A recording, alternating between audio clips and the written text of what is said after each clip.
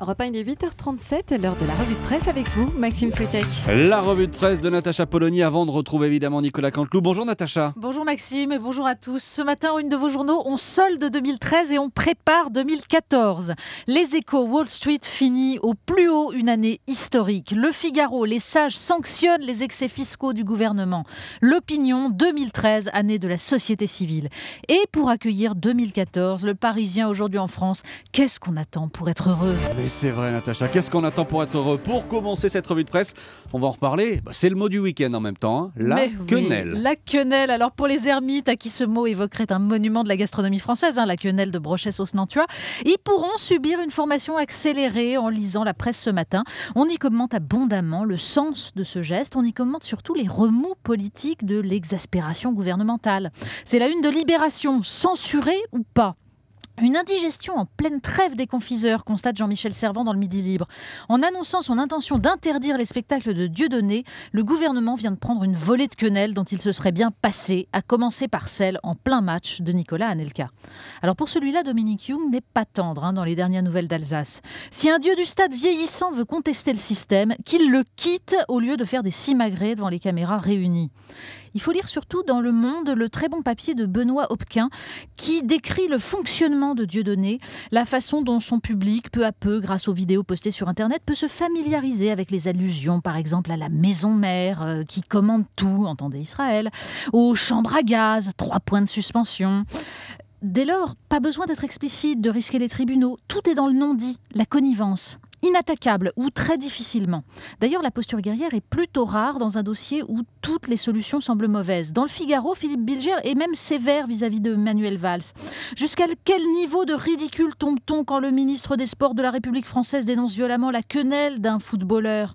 Ce pouvoir donne l'impression que plus c'est dérisoire et petit, plus il doit le prendre en charge. Pour le magistrat, un pouvoir sûr de lui et soucieux de la démocratie laisserait la justice attaquer dans le détail chaque propos douteux, plutôt que de réclamer, comme le fait Manuel Valls, une interdiction globale parce que, écrit Philippe Bilger, il ne sait honorablement se mettre à distance de tout ce que véhicule et colporte ce personnage. C'est en tout cas lui faire un cadeau fabuleux que d'attaquer tout. Dans la presse ce matin, Natacha, il est question de complotisme. Oui, hasard intéressant.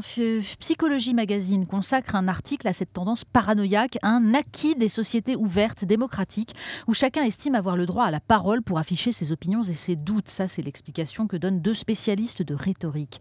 Alors, en vrac, Lady Diana a été assassinée parce qu'elle voulait épouser un musulman, l'homme n'a jamais marché sur la Lune. En fait, le complotisme est partagé aussi bien par les analphabètes que par les surdiplômés, nous dit l'article. Et il résulte de la conjonction entre une prédisposition psychologique et une évolution des mœurs démocratiques. Avec l'immédiateté de l'information, l'impossibilité de prendre du recul qui renforce le phénomène en donnant l'impression de ne pas pouvoir trancher. Alors pouvoir se dire qu'à nous, on ne nous la fait pas, c'est une défense. Alors quand un ministre nous l'offre sur un plateau... Elle s'affiche encore une fois dans la presse ce matin, les Femen. Oui, pas de complotisme non plus, mais un peu de curiosité. Le Figaro consacre un article aux questions sans réponse sur le financement des Femen, après le happening d'une d'entre elles, mimant l'avortement de Jésus avec du foie de veau dans l'église de la Madeleine. Bon, l'article rappelle que la jeune Tunisienne Amina, par exemple, les avait quittés, les Femen, parce qu'elle n'avait pas obtenu de réponse à ces questions sur l'origine des fonds. En attendant, Ina Shevchenko, celle qui figure désormais en Marianne sur les timbres français, constate dans le Figaro que la Femen de la Madeleine n'a pas été poursuivie parce que, dit-elle, l'Église est devenue faible en France. Oui, alors du coup, on se demande quel était le but du petit spectacle, en fait. On se demande. Il est question aussi ce matin de la défense des animaux. Oui, le Parisien et Libération nous racontent comment une jeune Italienne s'est fait lyncher sur Facebook pour avoir dit qu'elle souffrait de maladies génétiques et avait été sauvée à l'âge de 9 ans par la recherche et notamment l'expérimentation sur des animaux. Je vous cite là aussi ce que nous rapportent les journaux. « Tu pourrais mourir demain que je ne te sacrifierai pas mon poisson rouge. Peut-être devrais-tu mourir, un être humain en moins et des animaux en plus sur cette planète. » Oui, c'est beau, la défense de la cause animale, ça rend humaniste, plein de compassion.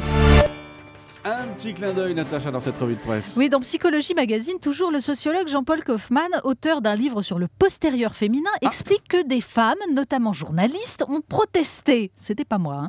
Et le postérieur masculin, C'est vrai, alors. ça.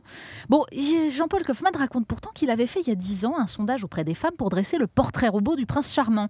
Eh ben, un pied de nez au féminin. Il le fallait grand, sûr de lui, avec des épaules et des bras rassurants, donc à l'ancienne, vous voyez. Mais alors, rien sur les fesses.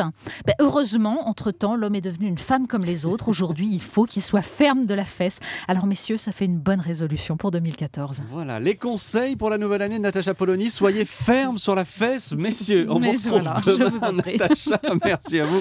Merci. C'était la revue de presse d'Europe un matin.